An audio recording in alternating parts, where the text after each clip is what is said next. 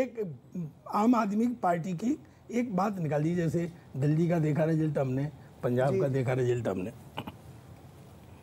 कि यूपी में साफ हुई, पंजाब में किया है साफ। वाह, यूपी में खुद साफ होगी, यूपी में साफ हुई, पंजाब में किया है साफ। युक्त उखड़ने की या उखाड़ू ही लगाती है। हाँ, हाँ। युक्त उखड़ने की या उखाड़ू ही लगाती है। और क्या क्या बोलना है और क्या फ्री में देना है, प्रचार में आइडिया ये जुगाड़ू ही लगाती है।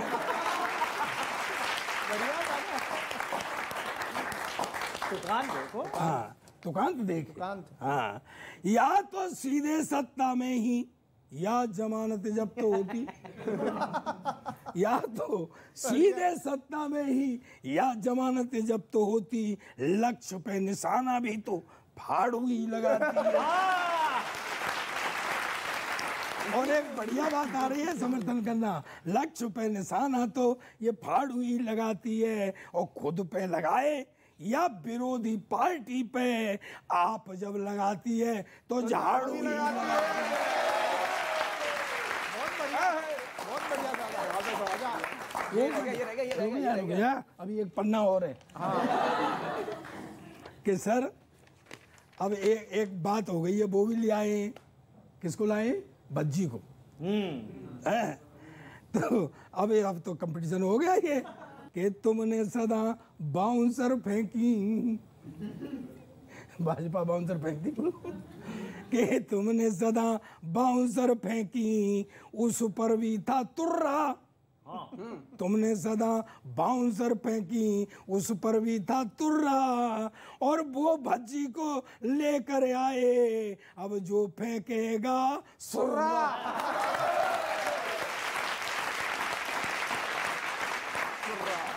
देखो, दो कविताएं मैंने पढ़ी जो थोड़ा सा तली हुई थी, ये बिल्कुल हास्य की है, इसमें दिमाग लगाने की जरूरत नहीं है ना, इसमें कोई सीरियस बात नहीं है, आनंद से सुनना। मैं तो इस बात से पहले ही फ्री था। एक बात तो तय हो गई कि चुनावों में जीतना किस्मत से ज्यादा कला है, क्योंकि मुद्दों से ज्यादा बुलडोजर ही चला है। मुद्दों से ज्यादा बुलडोजर ही चला है, और ये बुलडोजर का जादू सबके दिलो दिमाग पर छा चुका है। शायद इसीलिए यूपी में बुलडोजर बाबा के बाद एमपी में बुलडोजर मामा का नया संस्करण आ चुका है। और समर्थन वाली पंक्ति अब देता हूं, नया संस्करण आ चुका है। वैसे चुनावों में बुलडोजर का प्रयोग बड़ा निराला है, तो ये बताइए आगामी चुनावों में बुलडोजर ताऊ, बुलडोजर भाऊ, बुलडोजर अन्ना, क्या क्या आने वाला है? क्या क्या आने वाला है? पर क्या ये बुलडोजर सिर्फ विधानसभा चुनावों के लिए ही बना है, या इसके केंद्रीय लेवल पर भी आने की संभावना है? पर इस चुनाव में बुलडोजर का होना बिल्कुल नहीं खला, और व्यंग की एक पंक्ति दे रहा हूं, संभालना। पर इस चुनाव में बुलडोजर का होना बिल्कुल नहीं खला, मुद्दों को ऐसे समतल किया कि बेरोजगारी, महंगाई, कानून व्यवस्था कहां दब गए पता ही नहीं चला। क्या बात है, कहां दब गए पता ही नहीं चला। और ये मित्र मेरे अभी जो बात कह रहे थे, आप तो चुनाव जीत गए, आपका काम तो हो गया, आप तो चुनाव जीत गए, पर बुलडोजर के नए बिजनेस शुरू करवा दिए, और जो हुआ सो हुआ, पर प्रचार करके बुलडोजर के रेट और बढ़वा दिए।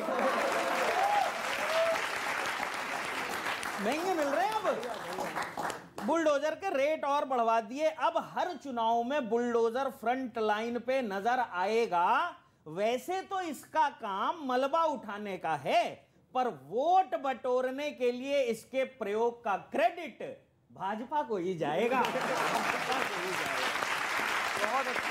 नहीं, अब बताइए सर, बुलडोजर का इन्वेंशन कब हुआ बुलडोजर का था? काम सिर्फ मलबा उठाना नहीं है। अभी तक बुलडोजर उठाता था, अब एक और काम कर रहा है। जितने खतरनाक जीव जंतु हैं सबको अपने बिल में वापस अंदर घुसड़े दे रहा है। नहीं कुछ वो आपने चीजें वो गीत पंक्ति चला था ना हम लोग के यहाँ चुनाव प्रचार के दौरान, आपने याद है ना वो कि बिलवा में घुस जाएला सब सांप बिच्छू गोजर और चलेला जब चाप के बाबा का बुलडोजर। वो सिर्फ उठाता नहीं है, अंदर ही पहुंचा। कल केजरीवाल जी ने कहा था कि मोदी जी को मुझसे डर लगता है। मैंने पूछा भूत हो क्या? मैंने मोदी जी को समझाया दादा कल ही कि कांग्रेस का तेल निकालने से बात बताऊं, मेरा पंच फूटने दो ना। नहीं तेरा पंच भी आ जाएगा पर मेरा पंच चला जाएगा। मैंने कहा ना कि तू भूत है क्या, मोदी जी भी भूतों को ही रगड़ते। तो मैंने मोदी जी को समझाया कि कांग्रेस का तेल निकालने से देश में तेल की कीमतें कम नहीं होंगी। अब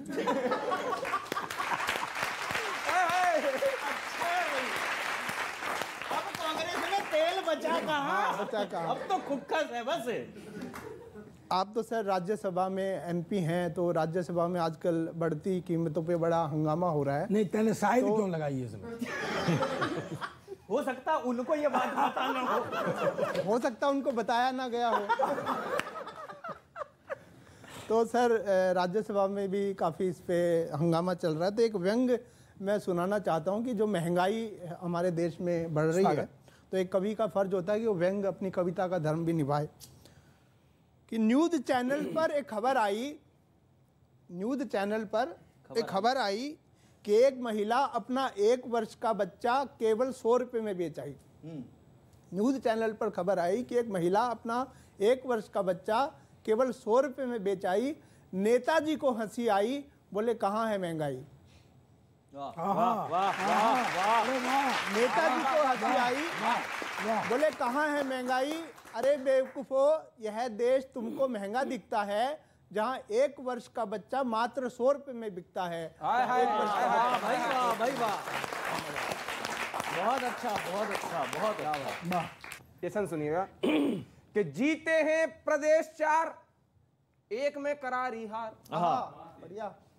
जीते हैं प्रदेश 4, 1 में करारी हार, हार ना समझ लेना इस बंटाधार को। पंजाब में तो बंटाधार ही हुआ है।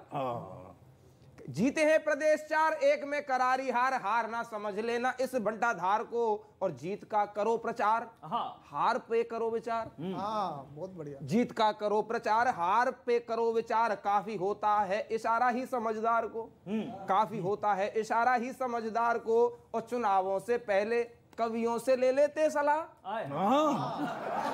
ये भी ठीक है। चुनावों से पहले कवियों से ले लेते सलाह, सौंप देते एक धारदार हथियार को। चुनावों से पहले कवियों से ले लेते सलाह, सौंप देते एक धारदार हथियार को। और आपकी पंजाब में भी बन जाती सरकार, आपकी पंजाब में भी बन जाती सरकार। लड़ाते चुनाव जो हमारे सरदार को।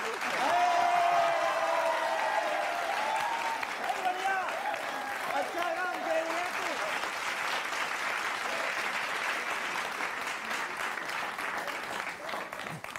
आखिर में उन्होंने वो बात कही जहां वाकई आपको लपेटा तो गया। देखिए वहां पर नहीं देखिए, पंजाब हम आज तक कभी 21-22 सीटों से ज़्यादा लड़ते ही नहीं थे, क्योंकि हमने देश के हित को राजनीति से ऊपर रखकर सेक्रीफाइस किया। 26-27 साल वो गठबंधन निभाया और इस बार भी हम 68 सीटों पर लड़े थे, आधी सीटों पर।